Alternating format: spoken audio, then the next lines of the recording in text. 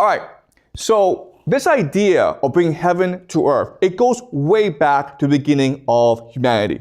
This is Göbekli Tepe. It was first built in 9600 BCE, and this is considered the world's first temple. It's the first temple that we discovered. We can assume that wherever humans go, they will build temples.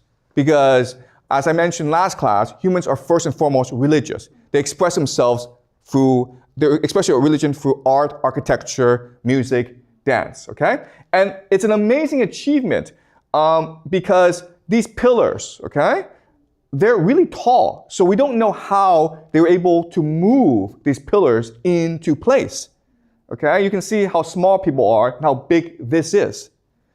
But if you think about what we said about having a vision and then working together to achieve this vision, then it makes more sense, okay? So let's discuss how they were able to build Göbekli Tepe.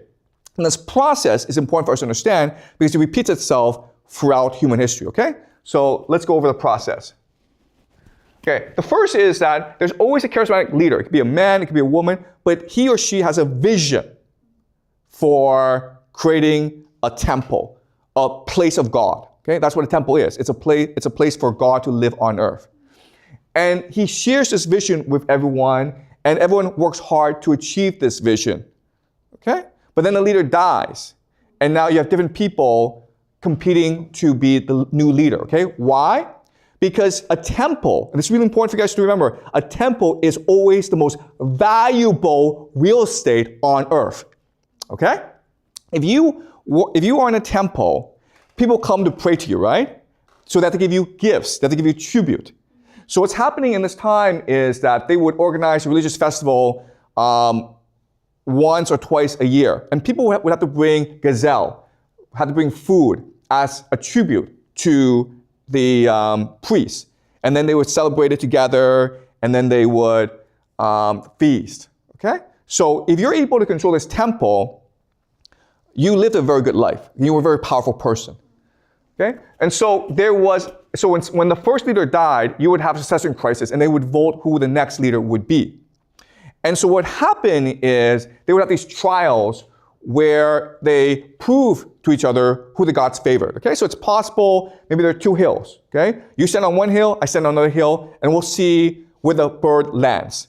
If the bird lands on my hill, then the gods favor me, okay? Because at this time, humanity believed that the mother goddess ruled over all. Because as humans at this time, you're concerned about two things, right? You're first concerned about farming, agriculture, fertility, and then you're concerned about having babies, okay? So that's why the mother goddess was important, because the mother goddess provided fertility for everyone, okay? But then over time, what they realized is, you know what? We can just cheat, okay? And how do you cheat? You cheat by forming secret societies, okay? By getting people to follow you, and then you swear blood oaths to each other, and you also maybe have sex with each other, and you become a faction, okay? And this led to a lot of political conflict. And the way they often settle this dispute or debate is through human sacrifice, okay? So if your faction lost, you'd all be sacrificed. And we know this because under Göbekli Tepe, there are tombs, okay, of human remains. So we assume that these people lost a power struggle, and as such, they were all sacrificed together, okay? So in other words, power struggle, political conflict, religious dispute, human sacrifice, secret society, they go all the way back to human society, okay? All right, so this is Göbekli Tepe today. Again, you can get on a plane, fly to Turkey, and then go visit Göbekli Tepe.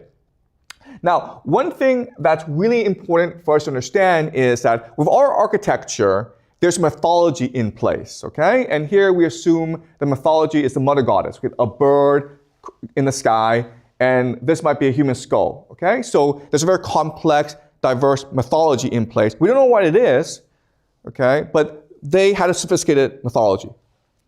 And also, remember, humans are diverse. So once the mythology becomes established, new people come to establish a competing mythology, okay?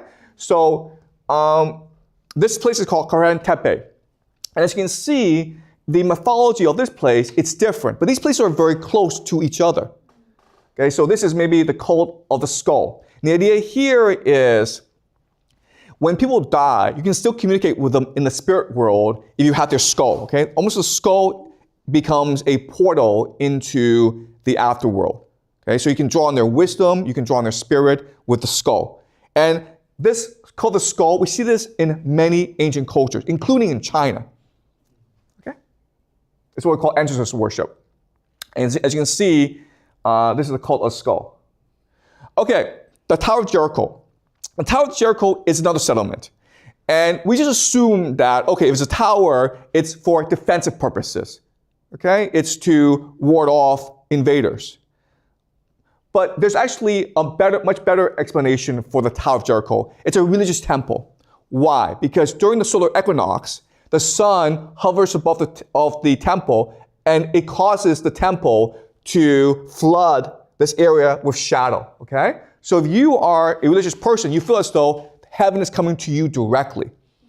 Okay? So you have a ritual, you have a celebration when the solar eclipse happens, and you can feel as though you're ascending to heaven, or heaven is coming down to you.